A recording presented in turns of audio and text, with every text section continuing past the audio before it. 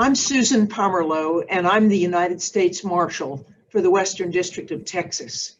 And this is my CFC Giving Tuesday story. I truly believe in the potential power and the impact of the combined federal campaign and the huge impact it has on people who live right here in our communities.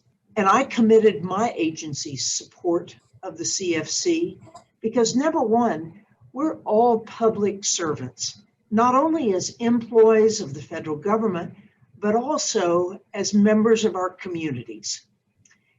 During my over 50 years in the workplace, I've seen the power of people making a difference in their communities, whether to a national concern or a local agency supporting our neighbors and friends.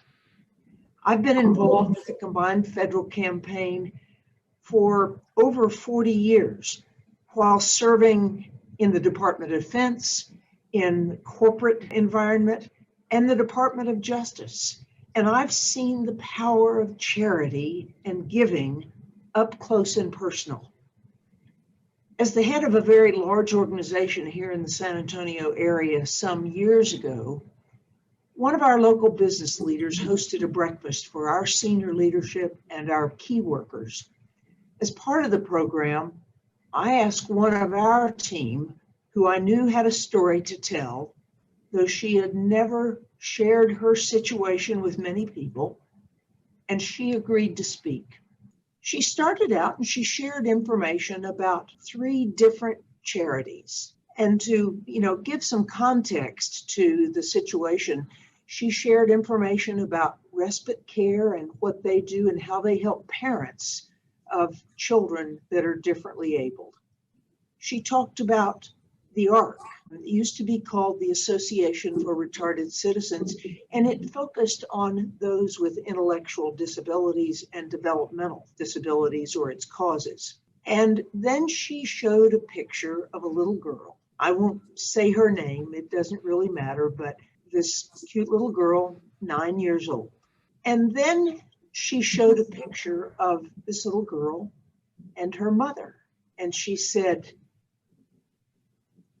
this little girl and her mother are very happy because of the ARC. And then she showed another picture, and it was of herself, her husband, another daughter, and this little girl. And she said, because of respite care and the ARC, this little girl is a very happy child. And that was her telling her own story about her daughter, 9 years old, but would never progress beyond the mental age of 3 years old. There was not a dry eye in the entire audience. And this was close to 150 people. And when this business leader got up in front of the group, and it was one of the local car dealers, had several car dealerships here in town, he literally couldn't speak, and he said, I can't top that. That's why it's so important to be part of a combined federal campaign and be part of contributing to the charities and agencies that do so much for our community. And we all know, because of COVID-19 pandemic, many charities are having a difficult time simply delivering on their mission, while more and more people need help. So there are so many causes to support. And some of my favorite causes, one is mental health and crisis intervention. Another is domestic violence. Another is taking care of missing and exploited children. Many of those fit into law enforcement and keeping our community safe. Mental health, one, because we're experiencing even more mental health issues as a result of the pandemic. But I'll tell you why personally. My brother was diagnosed bipolar. Now, back then, we called it manic depressive. And even before that, before 75, we didn't even have a name for it. But I can tell you, he was treated in mental hospitals where they used awful things such as electroshock treatment. And thankfully, we've come past that and have so many other ways of helping people with mental illness. But when we tie that to law enforcement as well, as a sheriff of this county, I knew that every day, 22% or more of everybody in that jail, and there were over 4,000 inmates, 22% had some level of diagnosed mental illness. And so it's those who are homeless, who are suffering with mental illness, but don't have the resources to take care of it, or they're embarrassed, or the medication makes them feel badly. But the bottom line of all of this, it's a matter of taking care of people, people that are around us, people that are in our community, our colleagues. But just as I believe in the power of charities, I also believe in our collective power as federal, military, and postal employees and retirees, and our ability to affect real change. I've seen that happen and know it can happen even more. This year's theme encourages us to be the face of change. You can be the face of change by supporting charities through the combined federal campaign. Thank you so much, and I appreciate the opportunity to tell you why I believe combined federal campaign is so important for all of us, personally, professionally, and as public servants.